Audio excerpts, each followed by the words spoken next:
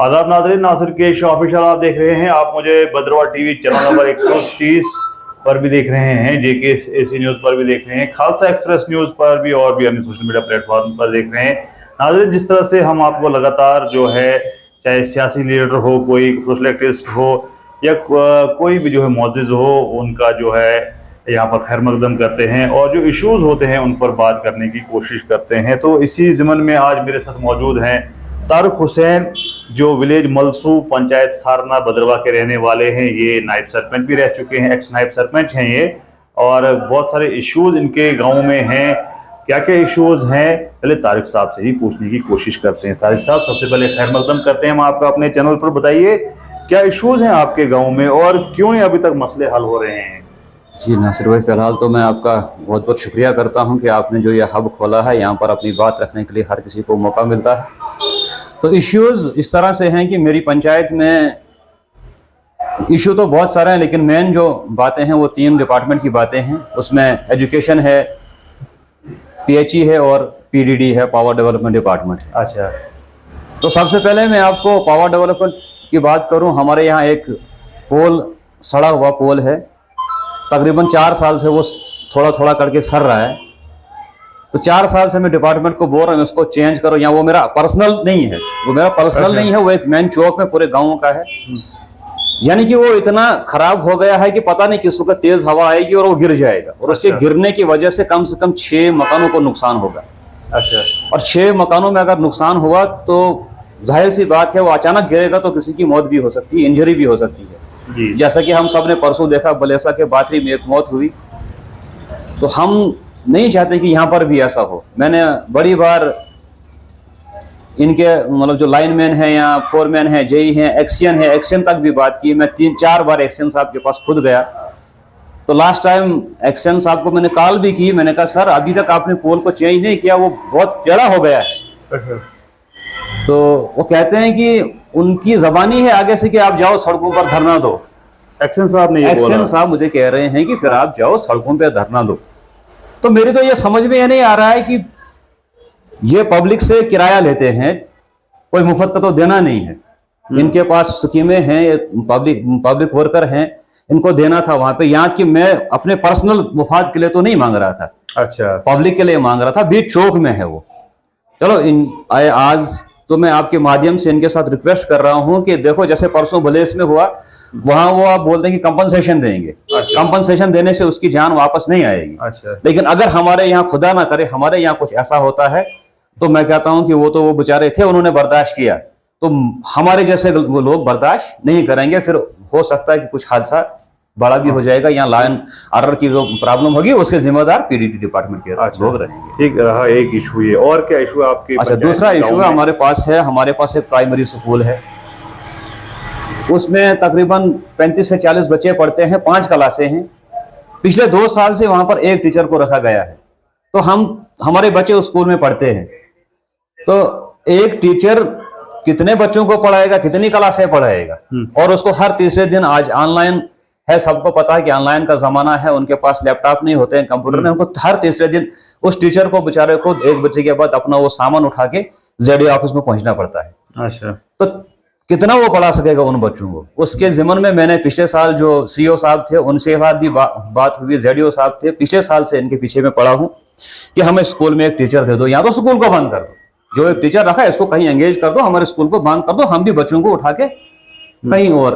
एक तरफ से गवर्नमेंट की पॉलिसी आती है, हर मार्च में रैलियां निकालते हैं कि इनकी एनरोलमेंट को बढ़ाना है, गवर्नमेंट स्कूल के एनरोलमेंट को बढ़ाना है, वहां पे बच्चों को पढ़ाई अच्छी होती है। ठीक है, हम मानते हैं अगर प्राइवेट स्कूल में टीचर है, कोई मैट्रिक पास होता है, कोई 12th पास होता है, गवर्नमेंट स्कूल में टीचर जो होता है वो मतलब ग्रेजुएशन करके होता है, पढ़ा लिखा होता है।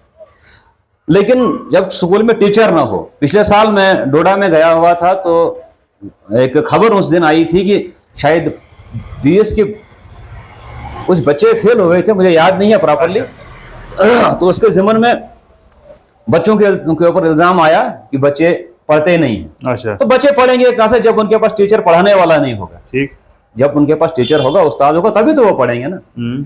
तो आज की डेट में फिर मेरी बात हुई, जेडीओ साहब के साथ भी बात हुई 2-4 दिन पहले या हफ्ता पहले, और इनका उन्होंने कहा, जेडीओ साहब ने कहा कि आप क्लस्टर हेड के साथ बात करो। मैंने क्लस्टर हेड साहब के साथ बात की, उन्होंने कहा कि इलेक्शन तक कुछ नहीं होगा।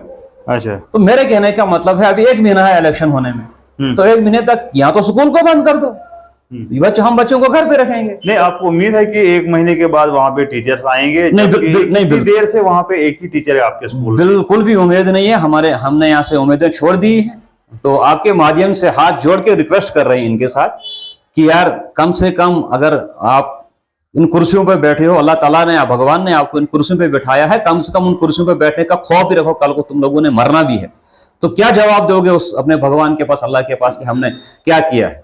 अच्छा। हर एक जगह पे कहते हैं कि गरीबी। मुझे बताइए कितने टाइम से वहां पर एक ही टीचर है? पिछले 2-3 सालों से एक टीचर है, और बीच में देते हैं किसी एक ऐसे टीचर को 1 महीने के लिए, जैसे कि इसमें 3 महीने पहले एक टीचर उन्होंने दिया, 6 दिन वो आया वहां पर। अच्छा। तो मुझे नहीं पता किस अप्रोच की वजह से उसको फिर वापस ले लिया गया। अच्छा। एक टीचर दिया उन्होंने, 6 दिन वो आया, बच्चों को पढ़ाया, और 6 दिन के बाद वो चला गया। तो अभी जो है अगर ऐसा ही चलता रहा तो आपके बच्चों का रिजल्ट कैसा होता है? क्या रिजल्ट इम्प्रूव वहां पे बच्चे होते हैं? कैसे इम्प्रूव कैसे होंगे बच्चे जब एक टीचर नजर आती बात है? तो उनको तो हम घर पे, जो हम मजदूर लोग खुद अनपढ़ हैं, घर पे कोशिश करते हैं जितना हो सकता है। ट्यूशन तो करवा नहीं सकते हैं, मजदूर लोग हैं, तो जितना हो सकता है उतना घर पे पढ़ा सकते हैं। ठीक।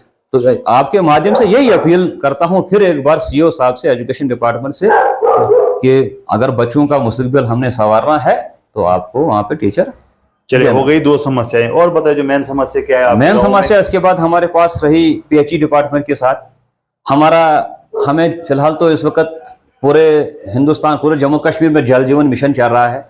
बदकिस्मती हमारी ये कि हमारा जो पंचायत है वहां पे कौन जई था कौन नहीं था उस टाइम, उसने हमारा वो नाबार्ड में डाल दिया है। अच्छा। तो नाबार्ड में पिछले 1 साल से टेंडर 17 टाइम टेंडर निकला उस स्कीम का। 2 करोड़ की स्कीम थी, नहीं 6 करोड़ की, उसमें से 2-2 करोड़ के टेंडर निकलते थे। तो लास्ट टाइम कोई ठेकेदार है, बलवान नामी कोई ठेकेदार है जम्मू का, उससे टेंडर ले लिया। अच्छा। तो जब उससे टेंडर लिया तो उसने तकरीबन 3 महीने तो बात ही नहीं की, और 3 महीने के बाद उसने 130 पाइपें लाई, वो ग्राउंड पे लगा दी। उसके बाद उसका ना पता है वो आता है, ना पता है वो कौन है, कहाँ है, क्या कर रहा है, कोई पता नहीं। अच्छा, जल जीवन मिशन का नहीं है प्रोजेक्ट? जल जीवन मिशन नाबार्ड में। अच्छा। उसके बाद जब भी मेरी बात, बड़ी बात उसके साथ बात हुई मेरी, सर आप काम कब लगा रहे हो, हम सफर कर रहे हैं, हमारे गाँव में पानी की बहुत किल्लत है। वो बस कल मैं काम शुरू करूंगा, परसों काम शुरू करूंगा। उसके जिम्मे में फिर मैं तकरीबन डीसी साहब के साथ भी मेरी मुलाकात हुई, एक्सएन साहब के साथ भी, एडब्ल्यू के साथ भी बहुत सारी बात हुई, लेकिन